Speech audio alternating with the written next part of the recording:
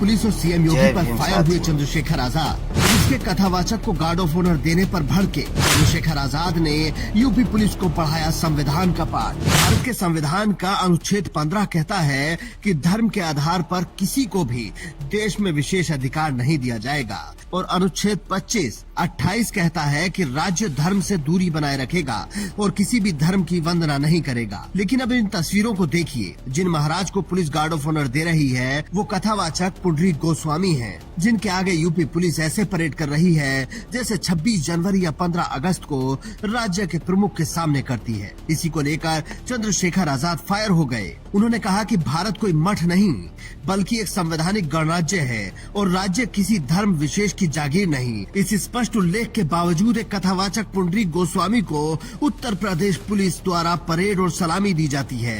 ये सिर्फ एक प्रशासनिक गलती नहीं बल्कि संविधान पर खुला हमला है। लेकिन बहराइच पुलिस ने इसके जवाब में कहा कि आचार्य पुंडरीक गोस्वामी जी को पुलिस के चरित्र निर्माण और कर्तव्य निष्ठा की प्रेरणा देने के लिए बुलाया गया था।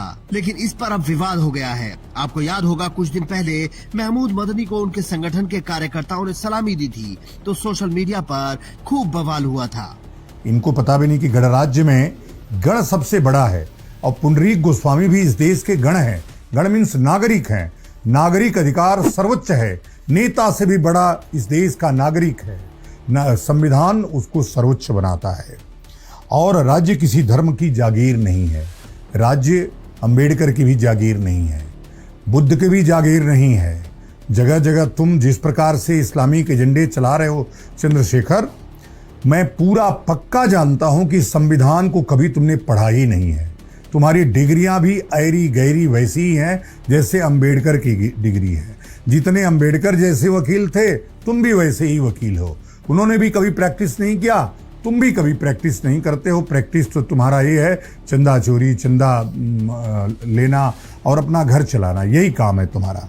आरोप ब्राह्मणों। लेकिन इस बार तो पुलिस ने ही कथावाचक को सलामी दे दी तो चंद्रशेखर आजाद ने सीएम योगी पर निशाना साधा। उन्होंने कहा कि मुख्यमंत्री योगी आदित्यनाथ के तथाकथित राम राज्य में अब हालात ये हैं कि आस्था को संविधान से ऊपर, धर्म को कानून से ऊपर और कथावाचकों को संवैधानिक पदों से ऊपर बैठाया जा रहा है। ये घटना बताती है कि उत्तर प्रदेश का प्रशासन अब संविधान के प्रति जवाबदेह नहीं बल्कि धार्मिक सत्ता के आगे नतमस्तक है। ये खतरनाक परंपरा की ओर इशारा करता है जहां राज्य धीरे धीरे संवैधानिक चरित्र को त्याग रहा है। इसके बाद चंद्रशेखर आजाद ने सीएम योगी को संविधान के अनुच्छेद याद दिलाए और बताया कि कैसे ये संविधान के अनुरूप नहीं है। उनके अलावा यूपी के पूर्व मुख्यमंत्री अखिलेश यादव ने भी तंज कसा और सोशल मीडिया पर लिखा, भाजपा राज में पनप रहे बेतहाशा अपराध और माफिया राज पर लगाम लगाने की बजाय सलाम सलाम का खेल खेला जा रहा है। इस घटना का संज्ञान लेने वाला कोई है या वो भी परेड में शामिल है। इससे पहले अनुज चौधरी नाम के एक अधिकारी के धार्मिक आयोजन में गदा लेकर चलने पर भी विवाद हुआ था।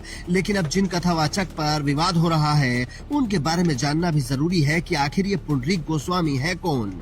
इनका जन्म 20 जुलाई 1988 को वृंदावन में हुआ था। वे प्रसिद्ध संत अतुल कृष्ण गोस्वामी जी महाराज के पौत्र और श्री मूर्ति कृष्ण गोस्वामी महाराज के पुत्र हैं। उनके परिवार में 38 पीढ़ियों से भागवत कथा की परंपरा चली आ रही है। महज 7 साल की उम्र में उन्होंने भगवत गीता पर प्रवचन देकर सबको चकित कर दिया था। लेकिन पुंडरीक गोस्वामी की पहचान सिर्फ कथा नहीं है। ऑक्सफोर्ड यूनिवर्सिटी से उच्च शिक्षा प्राप्त करने के बाद भी पुंडरीक गोस्वामी ने सांसारिक जीवन की बजाय आध्यात्मिक मार्ग को चुना। वर्तमान में वो श्रीमद माधव गौडेश्वर पीठम के 38वें आचार्य हैं। वे गौड़ीय वैष्णव परंपरा को विश्व भर में प्रचारित कर रहे हैं। उनके प्रवचन मुख्य रूप से श्री कृष्ण, श्रीमद भगवत गीता, चैतन्य चरितामृत, राम कथा और भगवत गीता पर आधारित होते हैं। लेकिन फिर भी सवाल ये है कि क्या भारत का संविधान किसी भी धार्मिक व्यक्ति को सलामी देने की इजाजत देता है?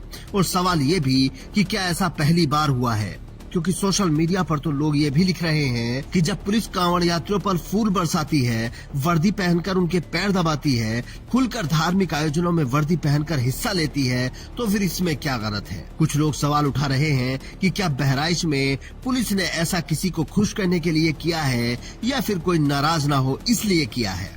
लेकिन चंद्रशेखर आजाद इस पर बेहद गुस्सा है। आप भी कमेंट करके अपनी राय दे सकते हैं और बता सकते हैं कि बहराइच पुलिस ने कथावाचक को सलामी देकर सही किया या गलत।